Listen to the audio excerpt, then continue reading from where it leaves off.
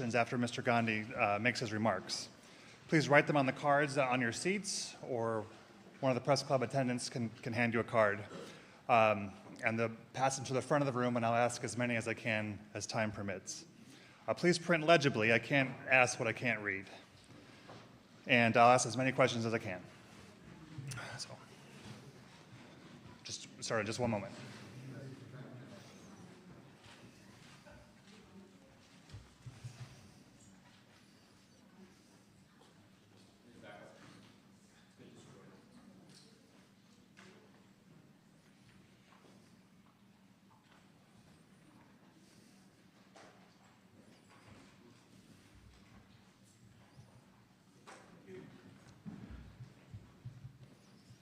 Okay. Good afternoon, everyone, and welcome to the National Press Club, the place where news happens. I'm Kerry O'Reilly, co-vice chair of the Press Club's Events Committee, and I'm also a senior managing editor at Sightline Media Group, publisher of Defense News and Military Times. We're delighted today to welcome India's main opposition leader, Rahul Gandhi, who heads the Indian National Congress Party. In March, a court in India's Gujarat state sentenced Mr. Gandhi to 2 years in prison for defaming Prime Minister Narendra Modi. While he was granted bail and remains free on appeal, India's parliament expelled him from the legislature where he had served for 19 years. The defamation case stemmed from a 2019 campaign speech in which Mr. Gandhi referenced the Prime Minister's surname, Modi, in connection with two high-profile criminals with the same last name. How come all these thieves have Modi as their common name? He asked. A legislator from the Prime Minister's party, also with the last name Modi, sued. The Gandhi family name is synonymous with a political dynasty that has produced 3 prime ministers so far. Rahul Gandhi is the son and grandson and great-grandson of legendary politicians. Both his father, Rajiv Gandhi, and his grandmother, Indira Gandhi, were assassinated. Their party, the Indian National Congress, ruled India for most of the years since the country's independence. But the once unshakable Gandhi dynasty may have met its match in Mr. Modi, who crushed the traditional ruling party in a 2019 landslide. Mr. Gandhi will challenge Mr. Modi again when elections are held in 2024. Many people in India and around the world have voiced concern about Mr. Modi's consolidation of power in the world's largest democracy. Mr. Gandhi has emerged as one of Mr. Modi's fiercest critics, accusing him of using the power of his government to silence opposition candidates, journalists, and organizations such as Amnesty International and Oxfam. Yet Prime Minister Modi appears poised to win a 3rd term. Morning Consult's Global Leader Approval Rating tracker ranks Mr. Modi as the world's most popular leader. Data collected the week of May 17th shows him with a 77% approval rating. By comparison, President Joe Biden clocks in at 41%. Today, we welcome the opportunity to hear from Mr. Gandhi's perspectives on the state of India's democracy. Please join me in giving a warm National Press Club welcome to Mr. Rahul Gandhi.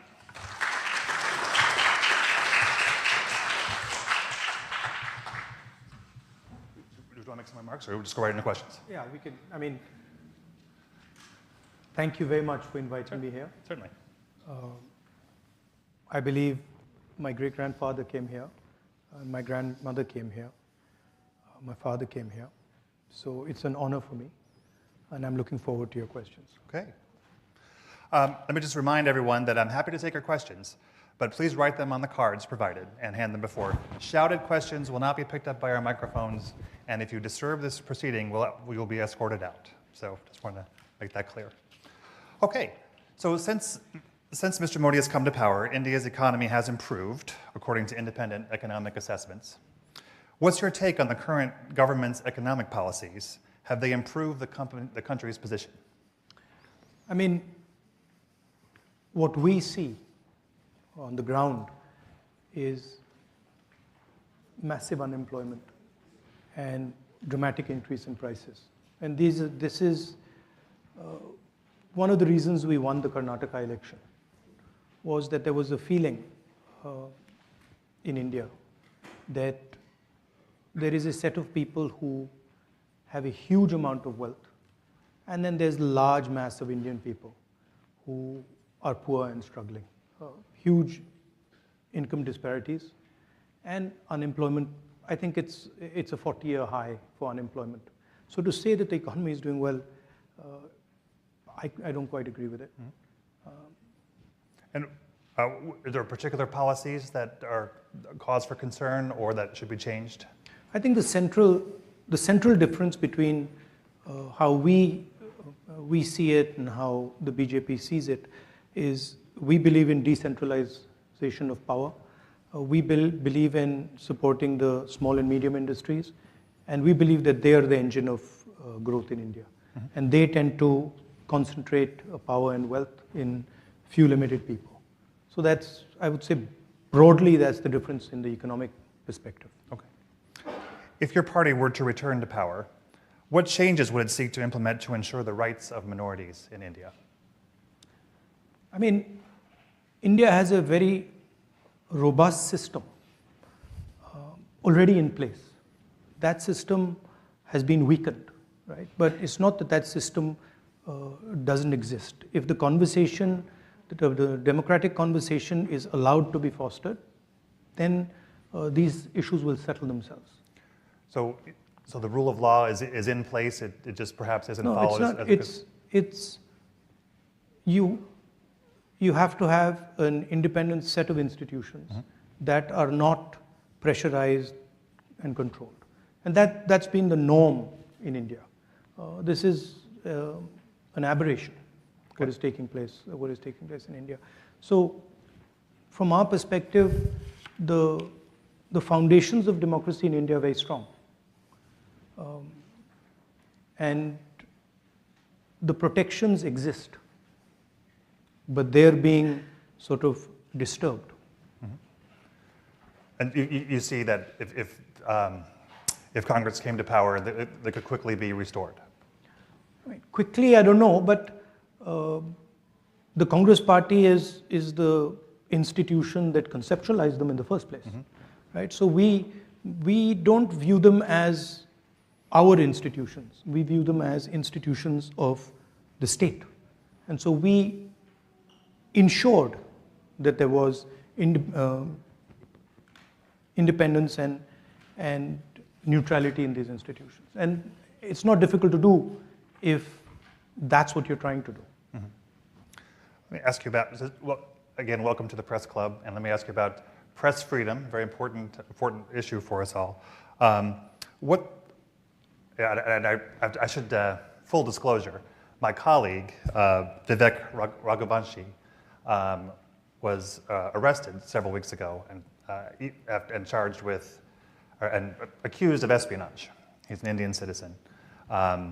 And what does that, he's been working for my company for more than 30 years and as a journalist. And I wanted to ask you what that says about the state of press freedom in India when someone, can be just accused of, even after, if someone with such a reputation can be accused in such a cavalier manner. No, I think the fact that there is a weakening of press freedoms, this is not hidden. I mean, everybody knows it. It's apparent in India. The rest of the world can see it. And I think press freedom is very, very critical for a democracy. I mean, one should be open to criticism, and one should listen to criticism. I mean, that's the feedback loop that builds democracies. And definitely, there is a weakening of press freedom. I mean, and it's not just press freedom. It's on multiple axes. On multiple axes, there is a clampdown on the institutional framework that allowed India to talk, that allowed the Indian people to negotiate. I view India as a negotiation between its people, between different languages, different cultures, different histories. And the architecture that Mahatma Gandhi set up was to allow that negotiation to be carried out fairly and freely. And that structure that allows the negotiation between India's people is coming under pressure. I mean, this is a question you should ask Mr. Modi. It's more apt. Okay. I don't know how you'll get As there. soon as we get him here. I don't know how you'll get there, but yeah, I think we better question directed at him. Okay. What are your concerns with regard to the use of the citizenship law to expel Muslim Indians who have lived in India for generations? How would you handle things differently? I think all Indian people, right, have a right to expression. All Indian people have a right to religious freedom. All Indian communities should feel free to express themselves. So I don't differentiate between any community, any caste. I think India, as I mentioned just now, is a conversation, and the freer and more open that conversation, the more powerful India becomes. Okay. You have said that Modi's BJP engages in the politics of hatred and violence. Can you explain what you mean by this?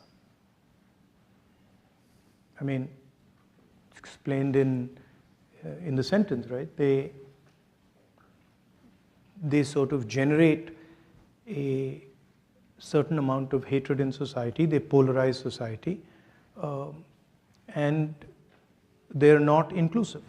They don't embrace everybody, and they divide society. That's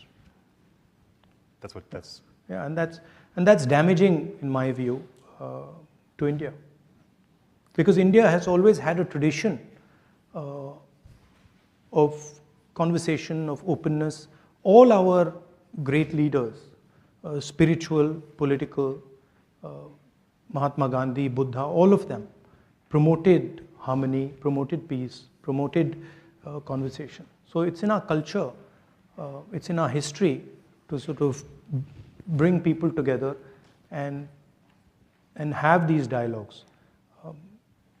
So that's, I think it's a difference in ideology between us and the BJP. Mm-hmm. We feel India should be allowed to express itself, and we feel that political leaders should be comfortable in sort of being questioned and should learn from that questioning. Mm-hmm. So, I mean, it's just a difference in viewpoint. For such a divisive figure, Modi maintains very high levels, in fact, worldwide high levels of popularity. Why do you think that's the case? Why do so many Indians support the Modi government? I mean, there is a definite capture of the institutions of the country. There's a definite capture of the press in the country. I'm not convinced that, I don't believe everything I hear. I walked across India, walked from Kanyakumari to Kashmir, and talked directly to millions of Indian people, and they didn't seem very happy to me. And they were very clear that there were serious issues with regards to unemployment. There was massive price rise. So there was an angst in the people. Now, and look at the Karnataka election, and wait and watch the next 3 or 4 state elections. Mm-hmm. That I think is a better indicator of what's going to happen. You're here in Washington. Washington has a cozying up, if you will, to the Modi government. Do you feel like this is a mistake? Do you feel like this is not the U.S. should pursue? Who am I to advise? Policies? Who am I to advise Washington on what they want to do? Mm-hmm. I mean, it's their choice. They have to decide about these things. It's pretty clear from our perspective where we've got to go. There are certain values that we protect, and we're very serious about protecting those values. As I said, the conversation between the people of India, the idea that all Indians should have space, equal expression. These are things that for us are non-negotiable, and we fight for them, and we pay the price. Mm-hmm. What is I have a comment from the audience here. What is your reaction to Prime Minister Modi's statement that not an inch of land has been lost to the border with China? And can you talk about India's relationship with China and how it's changing? I mean, the fact of the matter is China is occupying our territory. It's an accepted fact. I think 1,500 square kilometers, land the size of Delhi is occupied by them. And I think, it's absolutely unacceptable. Prime Minister seems to believe otherwise. So I don't know. I mean, maybe he knows something we don't know. I'm going to ask about Kashmir. India is positioning Kashmir as a tourist destination, while certain populations are persecuted. Do you see this as the path to prosperity for that region? No, I think everybody in India has a democratic right. Every single person in India should be allowed to be part of the conversation. I think there are things that can be improved in Jammu and Kashmir with regards to that conversation, and we are committed to improving the conversation, the democratic conversation in Jammu and Kashmir. Says you talked about secularism and democracy while opposing the Hindu party BJP.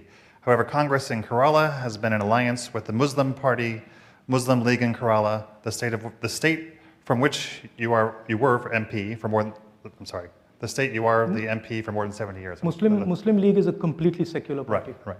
There's nothing non-secular about the Muslim League. Questions are a little disjointed. Sorry about that. I think the person hasn't studied the Muslim League.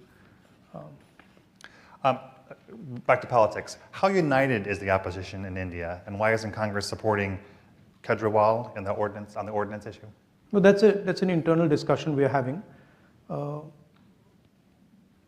The opposition is pretty well united, and I think it's getting more and more united. We are having conversations with all the opposition, and I think quite a lot of good work is happening there. Okay. Yeah. It's a complicated discussion because there are spaces where we are competing also with the opposition. Mm-hmm. So it's a little bit of give and take is required, but I'm confident that will happen. Okay. So given the electoral strength of the BJP, would Congress now be willing to consider being part of a coalition government that it does not lead? Well, these are questions that need to be asked to the Congress president because he's the decision maker. I think the Congress party will do very well in the next election. Mm-hmm. I think it'll surprise people because I think there is a hidden undercurrent building, and I think will surprise people. And I'm not entirely convinced about this idea that Mr. Narendra Modi is going to win the 24 elections. I think it's not as simple as people make out. If you just do the math, a united opposition will defeat the BJP on its own, mm-hmm. without any electoral math. What can the international community, what role is there for the international community in to prevent a slide towards authoritarianism? It's our job, right? It's our business, and it's our work to fight the battle for democracy in India. Mm-hmm. And it's something that we understand, we accept, and we do. But the thing to remember is that Indian democracy is a global public good because India is large enough that a collapse in democracy in India will have an impact on the world. So that's for you to think about how much you value Indian democracy. But for us, it's an internal matter, and it's a fight that we are committed to, and we're going to win. President Biden will host Prime Minister Modi for an official state visit later this month. The White House said in a statement the visit will strengthen both countries' shared commitment to a free, open, prosperous, and secure Indo-Pacific, and deepen strategic partnerships in defense, clean energy, and space. What impact do you see the visit having? Let's see what happens. Let's see what happens in the visit. I think let the Prime Minister come here and let the visit take place, and then let's see. I don't want to sort of prejudge this. Yeah, but I do think the relationship between India and the United States is very, very important. I think it's also important that we broad-base the relationship. It's important to have a defense relationship, but I think we need to also consider other areas, and we need to have a vision for other spaces other than defense. Do you see India as a center between Russia and China and U.S. interests? Do you see it benefiting from the interplay of these countries, or do you see it taking almost a leadership role in the Indo-Pacific in terms of economic issues? Or look, India has to do what's in its self-interest, right? And that's what will guide us. But as a people, we are committed to a democratic vision. So I myself am not entirely convinced about the sort of autocratic vision that is being promoted. And I think that it's very important that democracy is protected on the planet, right? So India has a role there. India, of course, has its view on things, and I think that view should be put on the table. But I don't think one should think about these things as, oh, you the center of things. I think that would be arrogant. We understand the strengths that we bring to the table, right? Democratic values, data. These are some of the things that technology, a highly educated, technically educated population, these are our strengths, right? And I think we have to chart our course based on these strengths. This is a question from the audience. India started as a secular state, but is currently leaning toward a Hindu state. Is that a threat to democracy? Is India losing its original ideology from your perspective? I think there's a fight on in India. There are two visions of India. There is the vision that the BJP has. It's a centralizing vision. It's a polarizing vision. And then there's another vision, equally strong. In fact, if you ask me, much stronger, but not expressing itself that effectively right now, which is a decentralized view, an embracing vision, a sensitive, compassionate vision. And I'm absolutely convinced that this is a transitional phase, and the true nature of India, the true democratic nature of India, compassionate nature of India will triumph. I have no doubt in my mind. And by the way, we've gone through this phase before. So it's not that it's a new thing. The Congress party faced this exact same thing in the 30s, and we decimated it. And we will do the same again. People are impatient, People are like, very impatient. BJP has been in power for 10 years. Well, okay, we were in power for 10 years before that. Why did nobody say, in UPA 2, when we had been in power for 8 years, why did nobody say, oh my God, the BJP is going to evaporate? After all, the same, we were in power for 10 years. So there is a tendency for the media to sort of exaggerate these things. There are reasons for it also. But we are committed to the democratization of India. And we are committed especially to the emancipation of the poor people of India, the lower castes, backward castes, these communities. I think I heard you say you described the media in India as somewhat captured by the powers that be. Yeah, I think you could remove the word somewhat. Somewhat. So if your party comes to power, what steps would be taken to free up that press and make it less co-opted? You don't really need to do much. You need to just stop interfering and stop pressurizing. And if you look at the UPA period, we didn't interfere, we didn't pressurize, and it worked perfectly fine. So if the leadership of the country decides that a free press is valuable, then it will fall into place. Got it. question for you on Bangladesh here. How do you view Bangladesh's situation as the country struggles for democracy, voting rights, freedom of expression, and human rights?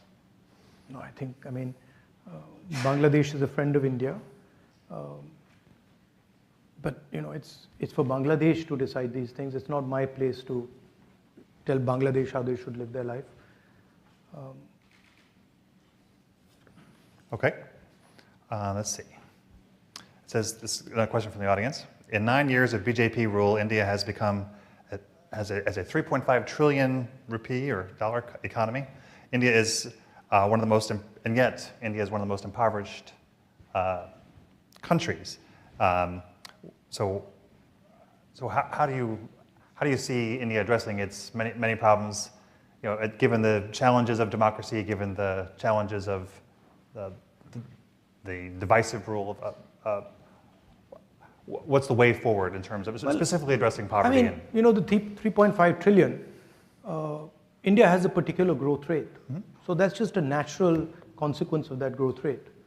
The question is, how is the wealth of India distributed? Is India creating jobs? Are Indian people feeling that they can express themselves? Are they happy? Is there general tranquility in the country? Congress Party has a record for doing this. We've done it for many, many years. I think a good model is to let the people of India get to work, let them do what they're best at doing, and not to sort of, pressurize them and threaten them and do that. There's a historical record for this. After all, India did extremely well in the early 2000s. Mm-hmm. What do you see as the main drivers of... There's a cost. You see, there's also something that people don't realize is that there's a massive economic cost to this disharmony, mm-hmm. right? To this non-conversation. That filters out, right? So saying that Indian economy is doing well, that doesn't take in the full picture. What are the other costs that you're creating? Mm-hmm. Those are not being factored in, right? We had better economic growth than the BJP, created more jobs than the BJP, and had complete harmony in the country. What do you see as the biggest drivers of the economy in the short term, in the years ahead, in the coming years? I think what the BJP's policies have done, particularly demonetization and what we consider to be a flawed GST, they have weakened the small and medium businesses in India. And we believe that the small and medium businesses are actually the backbone of economic activity in India. If you want to create jobs, if you want to have a 21st century economy, you have to empower these people, mm-hmm. and turn them from being small and medium businesses to large businesses. So in our mind, it's taking these businesses and scaling them up and having hundreds, if not thousands, of these businesses become large businesses. So that's where we fundamentally differ with, mm-hmm. the BJP. They believe that you don't need these small and medium businesses, that you can build the Indian economy with 3 or 4 huge, massive businesses. Unfortunately, having 3 or 4 massive businesses doesn't translate into jobs. It can't. Mm-hmm. So that's really at the heart of the difference between the two visions. And you can see it. So, the growth during the UPA period was much better than the growth now. And there's massive levels of unemployment in India now.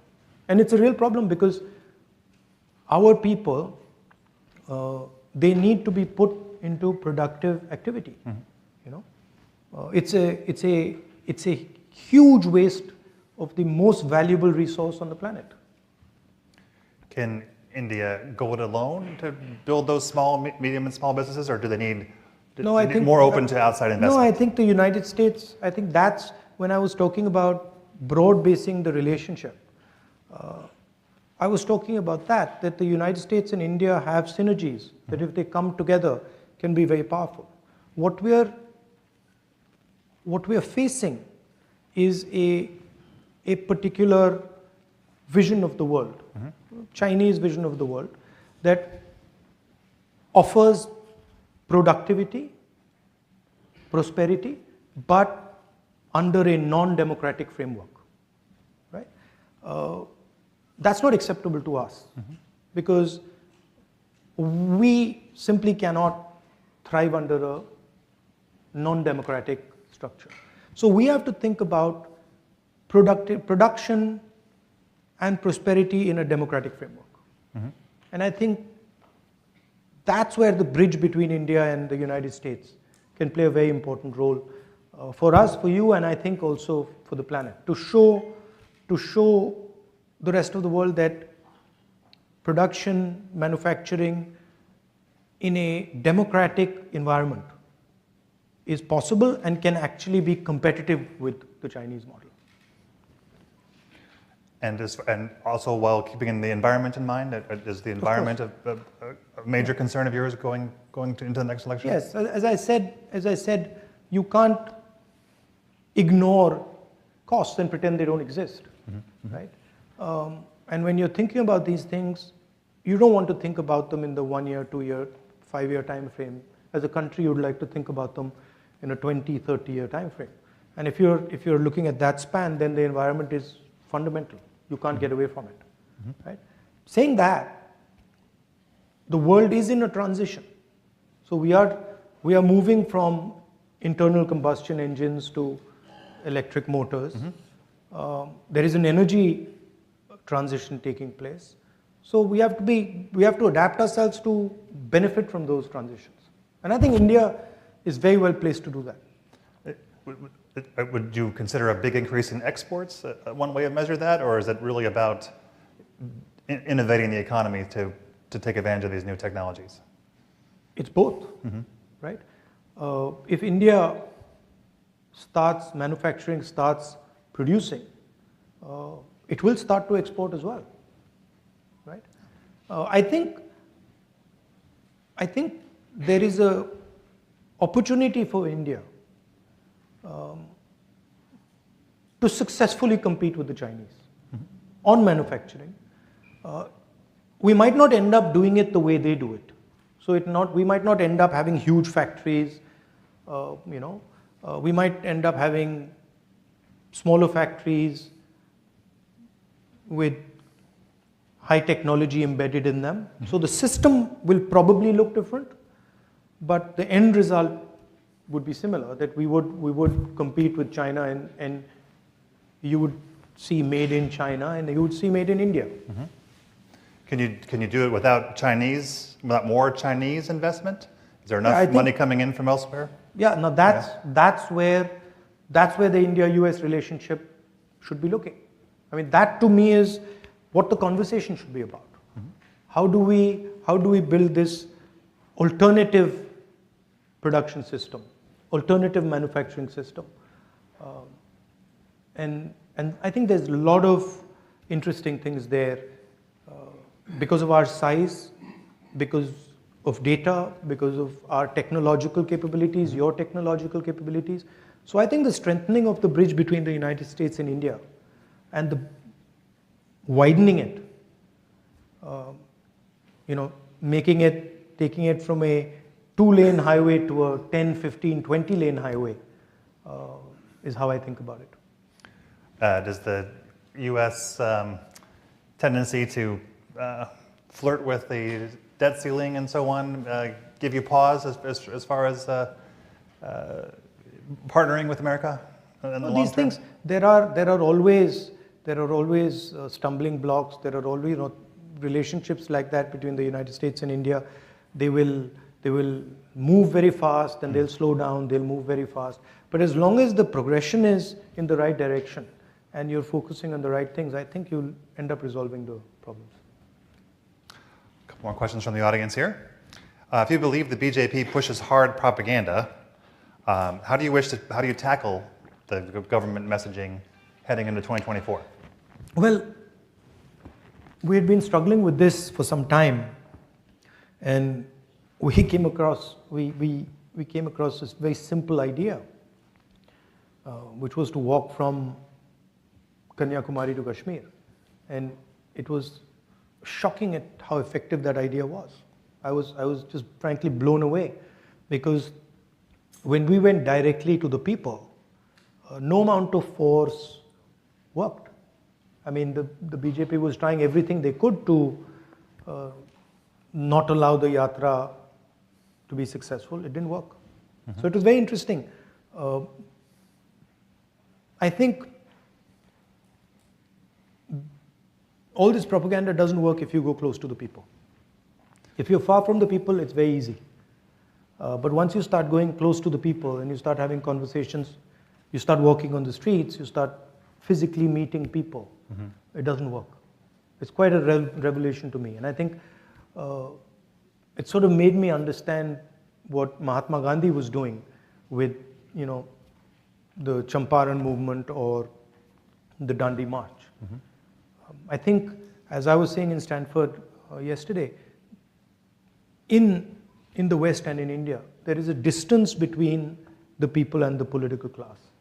And I think that's where the propaganda comes into play. If you bridge that gap, it's very difficult. But can you get your message out with the media? We got the message Co-opted, out with yes. the yatra in an explosive way. I mean, fantastic. So the people of India are hearing your message? Loud and clear. Yes. And I mean, it's obvious. It's obvious to every single person in India that the yatra, the message of the yatra, India needs to stand united, India needs to work together, resonated with BJP people. Some days back, I was somewhere and I had one of the spokesmen of the BJP who just bumped into me, and she said that this was a very powerful thing that you did. All right. Why should religious minorities see your party as an alternative to the BJP's politics? Because it's not just religious minorities, it's everybody. Because we give space to all ideas in India, all communities, all religions. Our party is, and the design of our party and our original designer, Mahatma Gandhi, designed the party to be based on truth and non-violence, compassion, affection. So it's a completely different philosophical architecture than the BJP. Yeah. It says, It's a different vision of India. It views India as a conversation. It views India as multiple ideas. It's a bit like, the melting pot idea in the United States, where everybody comes together and you have a conversation, and then you negotiate. So everybody is comfortable in it. several related questions. Here's one. India has been a country of particular concern in the International Religious Freedom Report for several years, and it talks about the policies against Muslims and so on. What would your party do in power to heal or to bring the Muslims and other religious minorities together into the coalition, into the group? You just have to look at our record, right? Our record speaks for itself. We don't even have to say what we're going to do. Just look at what we've done, right? We're the ones, not we, but the Congress Party is the institution that united India in the first place. That fought the British, defeated the British, and built the entire architecture for this conversation. So it's in our DNA. We are committed to this. And as I said, the framework for this is present in India. It's not that it's absent. It's not that it needs to be constructed. It needs to be nurtured and protected, which we know how to do. This is another question from the audience. So is the way you were disqualified from parliament and what is happening in Pakistan, do you see any similarities here, and what does that say about politics in the region? I don't know. I mean, look, as you said, I asked a rhetorical question. I asked the question, why, well, you described it. Right. I'm fighting a court case, so I have to be careful. But I asked a rhetorical question.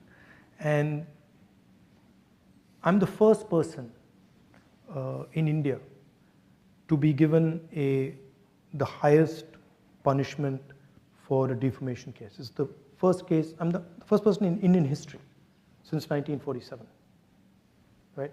Nobody has been given the maximum sentence on defamation, and that too on the first offense, right?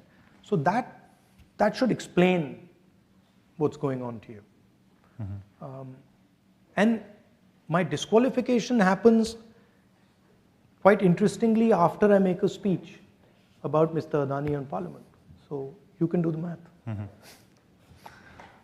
Let's see. But you know, my disqualification is not really, it's okay, it's not the most important thing. The most important thing is the thousands and thousands of other voices, civil society, government, bureaucracy, who are being frightened into submission. That's much more important to me than my disqualification. My disqualification in many ways is an advantage for me. How so? Because it opens up completely new spaces for me. You know, it allows me to completely redefine myself. And I think they've given me a gift, frankly. They don't think they realize it, but they have. Politics is not linear.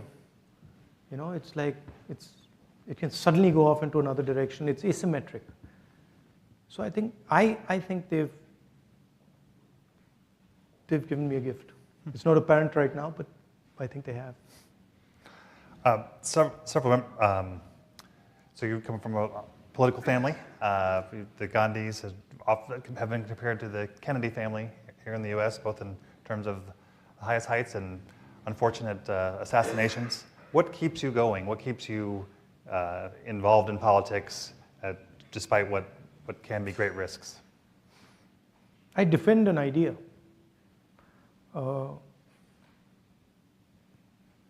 I love the people of my country. In particular, the people who are struggling. I have a bias towards them. And I completely empathize with their struggle. It disturbs me when I see the pain in India. And I have no choice, because that creates a response, emotional response in me that I can't fight. So it's just natural. And also, I've grown up with a sort of narrative about my country, Gandhian narrative of what the country is, what it should look like, what is important. So that's what drives me.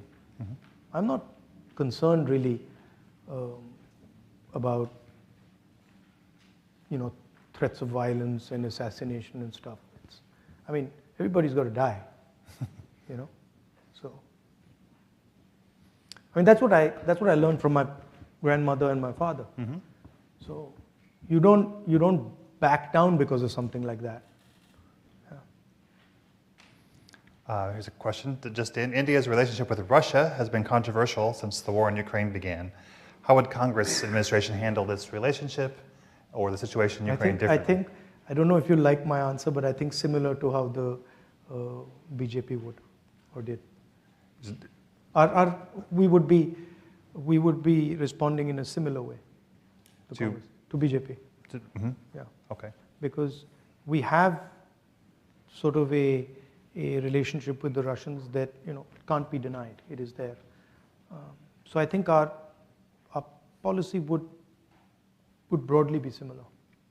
From your perspective, has the relationship with Russia changed since the war in Ukraine began?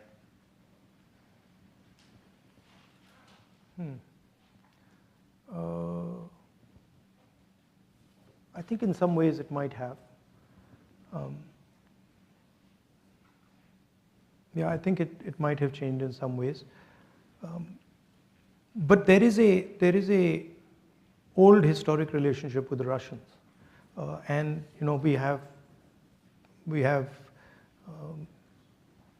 we buy weapons from them. So there are also those type of reasons for this. Mm-hmm.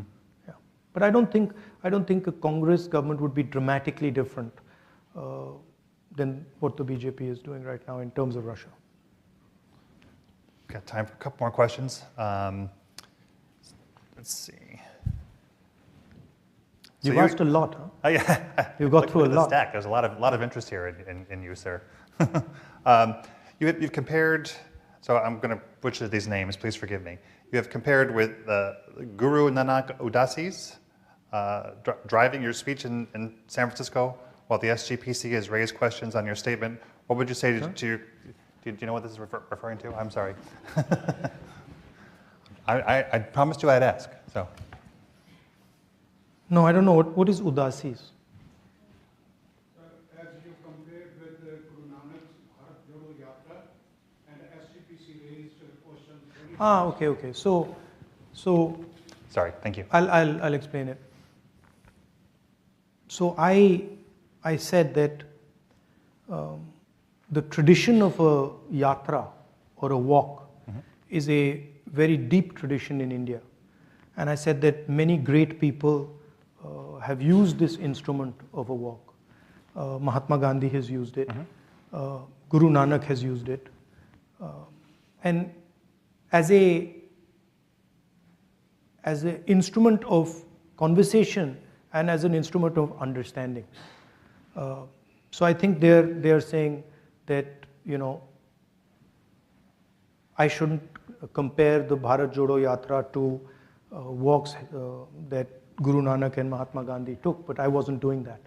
I clearly said that, look, I draw inspiration from these great leaders and what they did, and there's no question of comparing this walk to their walk, but I think they've misunderstood it. I see. Yeah.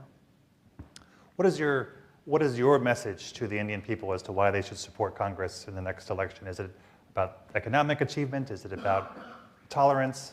I said in my yatra, I'd say it in Hindi, nafrat ke bazaar mein mohabbat ki dukaan kholo. Do you speak Hindi? I wish I did. So nafrat ke bazaar mein mohabbat ki dukaan kholo. In a market of hatred, open a little shop of love and affection. So I believe that India needs to be in harmony. And I believe that India needs to be able to express itself to truly succeed, right?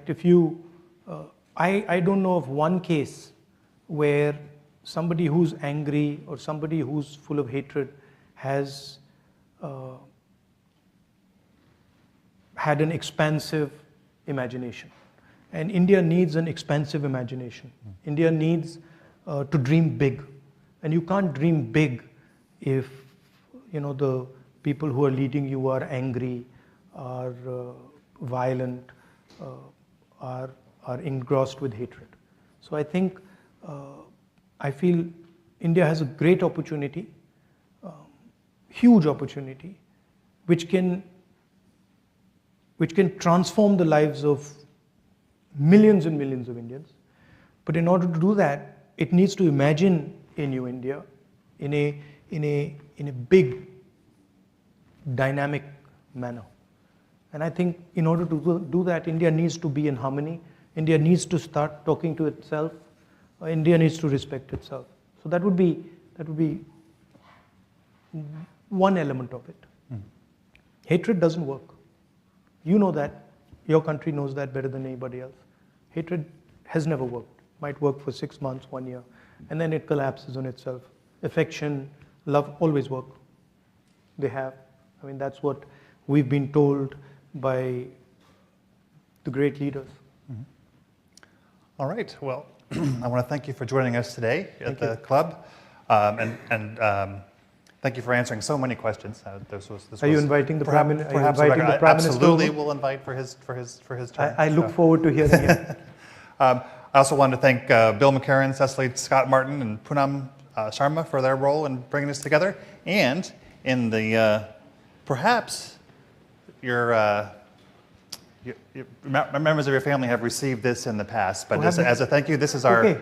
Press Thank you Club very mug, highly coveted. Perhaps That's nice. it can go on the mantle. You know, I was actually looking for a coffee mug. Okay. Excellent. Thank you. Well, thank you very much. Thank Thank you. you.